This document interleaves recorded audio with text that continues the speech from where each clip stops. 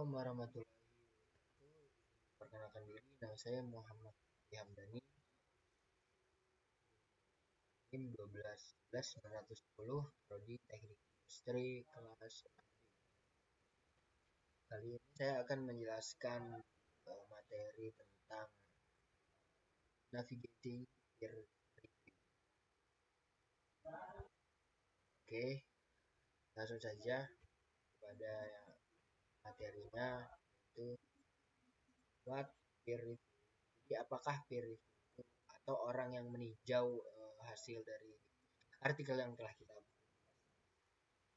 Peer review dirancang untuk menilai kualitas dan seringkali originalitas artikel untuk publikasi. Jadi para peninjau itu mereka akan menilai validitas tentang penelitian apa yang kita lakukan, apakah benar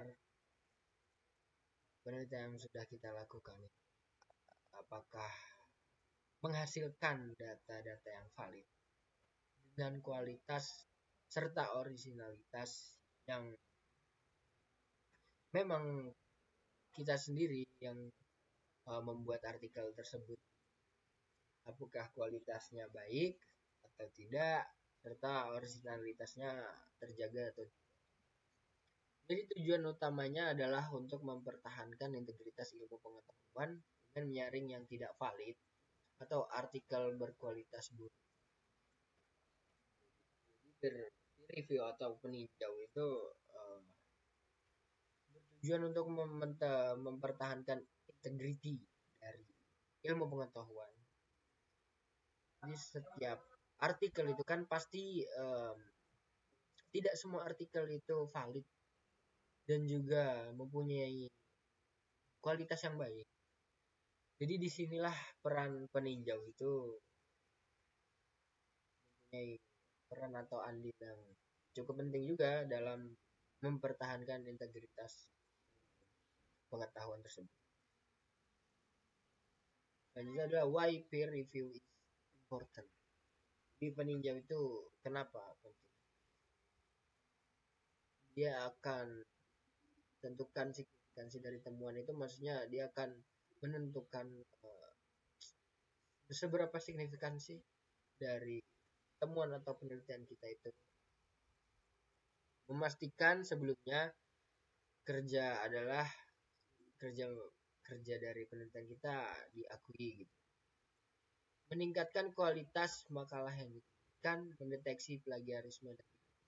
Jadi sebelumnya mereka akan memastikan bahwa hal-hal yang sudah kita lakukan itu sudah diakui atau belum diakui. Jadi ketika hasil-hasil yang kita lakukan itu sudah diakui, maka itu akan memberi poin tambah terhadap artikel kita. Yang selanjutnya adalah meningkatkan kualitas makalah atau artikel yang diterbitkan. Jadi ketika kita menerbitkan sebuah artikel atau jurnal dan jurnal tersebut ternyata berkualitas kurang gitu kan, secara tidak langsung maka peran peninjaunya akan masuk di situ. Ketika artikel kita dirasa kurang baik, maka kan akan terjadi perbaikan, yang perbaikan tersebut akan membuat artikel kita menjadi lebih baik ke depannya. Selanjutnya adalah mendeteksi plagiarisme dan tipuan. Deteksi plagiarisme itu bahwa artikel kita itu atau penelitian yang kita lakukan itu benarkah penelitian yang kita buat dengan sendiri atau mengikuti orang lain, ya, atau mengikuti orang lain. Ketika memang artikel kita buat sendiri ya itu tidak ada masalah, tetapi yang bermasalah adalah ketika artikel kita akuisisi bahwa itu adalah tulisan kita, yang padahal artikel tersebut mengikuti artikel orang lain gitu ya. Itu jadi masalah, dan masalahnya untuk kedepannya jadi masalah hak cipta artikel yang dan juga untuk mendeteksi tipuan di dalam artikel. Good review peninjau baik itu memberikan laporan menyeluruh dan komprehensif. Ketika kita memberikan laporan itu harus secara jelas dan tidak setengah-setengah gitu. Jadi untuk memahami juga dapat dipahami dengan baik. Menyerahkan laporan tepat waktu. Ketika akan menyerahkan laporan, sebisa mungkin kita laksanakan tepat pada waktu. Memberikan komentar beralasan. Jadi reviewer atau peninjau itu memberikan komentar, jangan asal berkomentar tanpa dilandasi suatu argumen yang mendukung komentar tersebut. Atau bisa dibilang juga kritik ya. Nah, kalau kritik itu masuk ke selanjutnya itu berikan kritik yang membangun. Nah, itu tadi jangan asal kita mengkritik. Jadi kita hanya berasal-asalan kritik tanpa dan dilandasi dengan ilmu pengetahuan yang mendukung kritikan tersebut. Jadi kita harus memberikan kritikan yang membangun. Jadi kita memberikan kritikan diiringi dengan solusi jika memungkinkan gitu.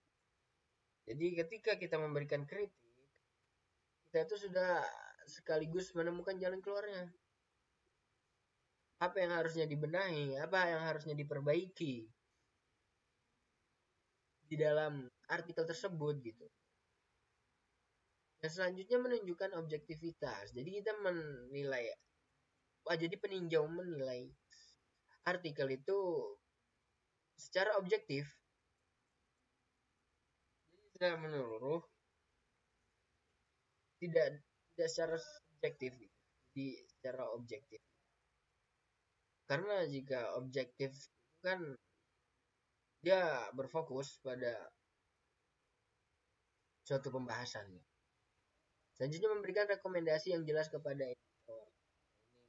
Memberikan rekomendasi yang jelas itu maksudnya memberikan hal-hal apa sih yang harusnya diperbaiki di dalam sebuah tulisan. Ini ada tipe peninjau, single blind, presentation, speech, report, and more. Tiga, presentation are communications that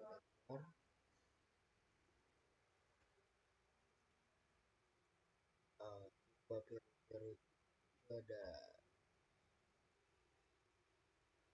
ada ini, ada yang pertama single blind, double blind, open, dan post publication.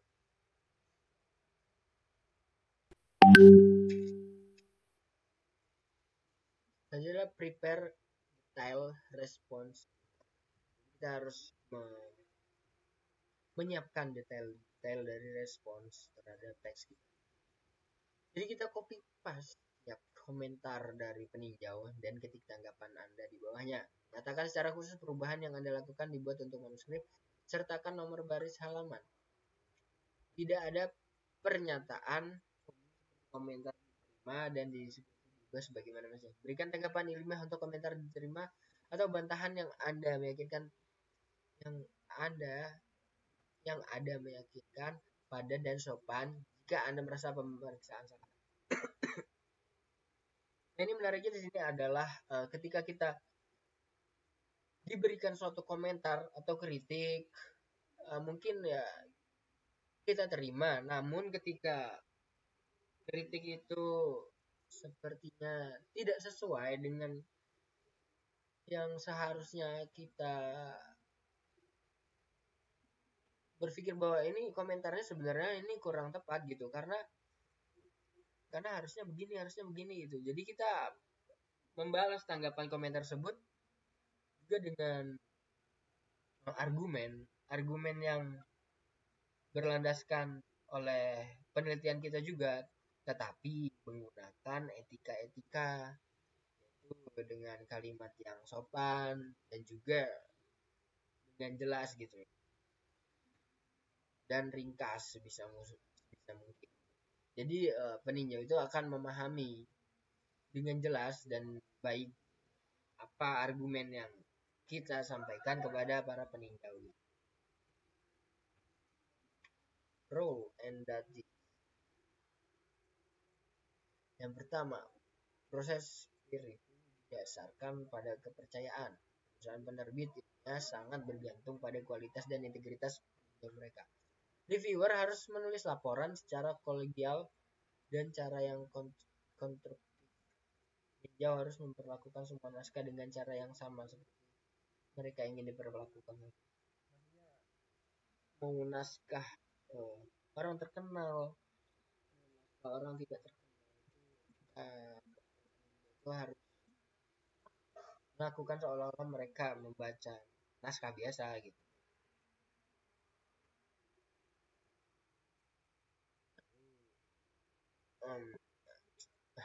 Peninjau itu melakukan review itu didasari dengan kepercayaan aja. Jadi setiap peninjau kan memiliki perbedaan. Jadi kita sebisa mungkin percaya kepada para peninjau.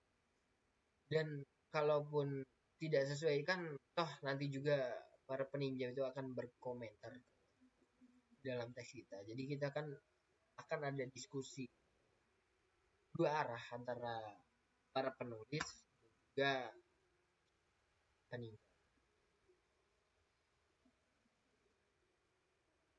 Result and discussion. Berdaftar perubahan gaya atau tata bahasa yang disarankan dan lainnya. Perubahan kecil secara terpisah. Sarankan eksperimen atau analisis tambahan. Perjelas perlunya perubahan pembaruan. Tanyakan pada diri Anda sendiri apakah manuskrip tersebut layak untuk diterbitkan. Ketika kita membuat suatu artikel gitu, dari hal-hal yang perlu diperhatikan kan dari segi gaya bahasa, tata bahasa, perubahan-perubahan kecil, penambahan eksperimen atau analisis, lalu perjelas perubahan atau pembaruannya. Ketika semua itu sudah terintegrasi menjadi satu kesatuan, maka itu akan membentuk suatu kesimpulan. Dan ketika itu sudah kita pikirkan dengan baik, itu kita bisa sendiri kok menilai apakah artikel tersebut layak atau tidak untuk dipublikasi atau diterbitkan. Ketika memang artikel itu sudah memenuhi standar oleh penilaian diri kita sendiri gitu loh, ya publikasikan atau terbitkan. Tapi untuk penilaian diri kita sendiri saja kita merasa kurang puas, ya harus diperbaiki lagi tentu. Jadi ada kesimpulan. Beberapa mengomentari pentingnya validitas dan klaim yang dikurangi dan generalisasi yang tidak dapat dibenarkan. Meminta penghapusan redundansi dan ringkasan abstrak dengan kesimpulan penelitian. Jadi kesimpulan dari materi ini adalah kita bisa tahu seberapa pentingnya itu validitas yang dilakukan oleh para peninjau itu, lalu abstrak berada di dalam artikel itu kan atau jurnal itu merupakan rangkuman penelitian, bukan bukan kesimpulan dari penelitian. Kita klaim yang dikurangi dan generalisasi yang tidak dapat dibenarkan. Jadi ketika ada hal-hal yang melenceng dari jurnal kita itu harusnya tidak sesuai, itu kita pembenaran saja bahwa hal ini harusnya tidak seperti ini. Mungkin itu yang bisa saya sampaikan untuk materi ini. Kurang lebihnya mohon maaf. Saya Muhammad Rafi Hamdani, pamit undur diri. Wassalamualaikum warahmatullahi wabarakatuh.